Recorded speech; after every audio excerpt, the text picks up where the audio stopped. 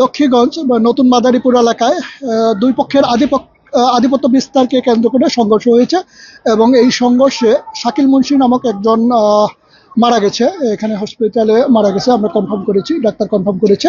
তো এইখানে ওই ঘটনাস্থলে আমাদের অতিরিক্ত ফোর্স আছে, র্যাব আছে, সেনাবাহিনী আছে, তারা পরিস্থিতি নিয়ন্ত্রণে আছে, আর আমরা এখানে হসপিটালে আছি।